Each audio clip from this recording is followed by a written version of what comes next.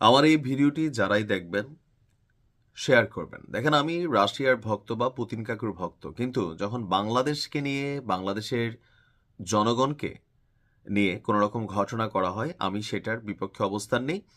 আর এমনি তো আমরা জানি রাশিয়া হচ্ছে একটা মাফিয়া তন্ত্রের দেশ। ওইখানে সারা পৃথিবীর যে নিষিদ্ধ জিনিসগুলা সেখানে কিন্তু এটা সহজে হয়। মাদক কারবারি, চোরা কারবারি, মানুষ চোরা কারবারি, তারপর হচ্ছে আর্মস মেশিনারিজ চোরা কারবারি। আপনি এখানে গেলে আপনার জন্য পৃথিবীর অনেক কিছুই উন্মুক্ত, তবে এগুলা প্রত্যেকটা শাখাই যথেষ্ট ভয়ঙ্কর এবং কি বিপজ্জনক। তো কথা বলছি, সাময়িক সময়ে আপনারা দেখেছেন অনেকেই, আমাদের একজন ভাই রাশা থেকে যুদ্ধের বিভিন্ন ভিডিও দেন। তো তিনি শুধু একজন না, তিনি হয়তো পরিচিতি পেয়েছেন, এরকম অনেকে আছে যে রাশিয়াতে কাজের সন্ধানে গেছে অথবা বিভিন্ন দালাল মারফত ইউরোপ টিউরোপ ঢোকার জন্য অনেকে আছে রাশিয়াকে ক্রস করতে হয়।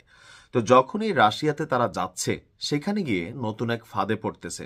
টাকার লোভে আমরা সেই ফাঁদকে নিজেরাই স্বেচ্ছায় বরণ করে নিচ্ছি। দেখেন, জীবন থাকলে টাকার প্রয়োজন আছে, জীবনই নাই, আপনি টাকা দিয়ে কি করবেন? অথবা সুস্থ নাই, এ টাকা দিয়ে কি করবেন? কথা বলছি, চাকরির প্রলোভন দেখিয়ে বাংলাদেশি শ্রমিকদের ইউক্রেনের যুদ্ধক্ষেত্রে পাঠাচ্ছে রাশিয়ার একটা টিম। আর বেসামরিক চাকরির মিথ্যা আশ্বাস দিয়ে রাশিয়ায় নিয়ে তাদেরকে ইউক্রেন যুদ্ধে নামানো হচ্ছে। যুদ্ধে যেতে না চাইলে কাউকে করা হচ্ছে মারধর, কাউকে কারাদণ্ড দেওয়া হচ্ছে, কাউকে প্রাণনাশেরও হুমকি দেওয়া হচ্ছে। আন্তর্জাতিক গণমাধ্যম অ্যাসোসিয়েটেড প্রেসের অনুসন্ধানে এই চিত্র উঠে এসেছে। তবে আমরা ফেসবুকে যেসব বাঙালিদেরকে দেখি, তারা কিন্তু সবাই স্বেচ্ছায় হাসি খুশি তারা যুদ্ধের মাঠে যাচ্ছে। আমার কাছে মনে হচ্ছে যে টাকা পয়সা পাচ্ছে। এক মাসে নাকি এত বেতন পায় যে বাংলাদেশে এটা এক বছরে কামাই করা সম্ভব না। তো হয়তোবা যাদের কথা এই গণমাধ্যমের রিপোর্টে আসছে তাদের সাথে হয়তো আমাদের সরাসরি যোগাযোগ হচ্ছে না, তবে যাদেরকে অনলাইনে আমি দেখতেছি তাদের দেখতেছি খুব খুশি। এমনকি পুতিন কাকুর খুবই প্রশংসা করে, রাশা সেনাবাহিনীরও তারা খুব প্রশংসা করে। তো এভাবে কতজন বাংলাদেশি আসলে এই ধরনের ঘটনার ভিকটিম হয়েছেন? বলা হচ্ছে যে শতাধিক বাংলাদেশিকে এরকম ঘটনার ভিকটিম হতে হয়েছে। এপি বলছে যে শুধুমাত্র বাংলাদেশ না, ভারত, নেপাল, আফ্রিকা, দক্ষিণ এশিয়ার বিভিন্ন দেশের নাগরিকদেরকে আপনার এভাবে নেওয়া হচ্ছে। প্রথমত, ওই দেশগুলোতে নেওয়ার সময় তাদেরকে বিভিন্ন বেসরকারি চাকরি লাইক পরিচ্ছন্নতা কর্মী, বাসাবাড়ির কাজের লোক, অথবা বাগান টাগান দেখাশোনা, মানে এরকম বিভিন্নভাবে তাদেরকে প্রথমে রাশিয়া নেওয়া হয়।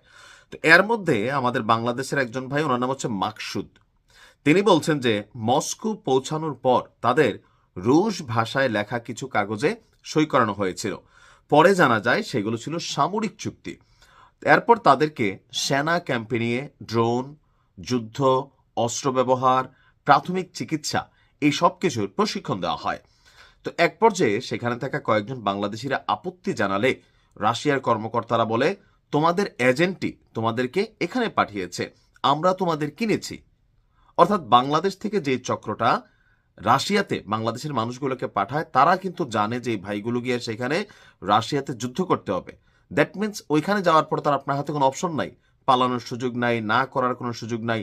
আর না করলে যে কথাগুলো বললাম সেগুলো হচ্ছে, অর্থাৎ মূল কালপ্রিট হচ্ছে যারা বাংলাদেশ থেকে রাশিয়াতে মানুষগুলো পাঠায় তাদের। তো যদি এখানে তারা গিয়ে আপত্তি করে তাহলে কি হবে? 10 বছরের জেলের হুমকি। তারপর হচ্ছে যে সেখানে অনেকেই 7 থেকে 8 মাস আহত হয়ে হাসপাতালে ভর্তি ছিল।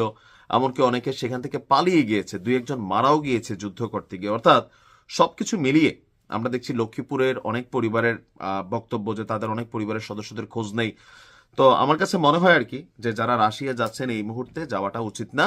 কারণ আপনি বাংলাদেশ থেকে যাদের কথায় যাচ্ছেন, আর ওইখানে যাওয়ার পরে প্রেক্ষাপট কিন্তু চেঞ্জ হয়ে যাবে। সো বুঝা শুনা যান, যেন বিপদে পড়তে না হয়। ভালো থাকুন।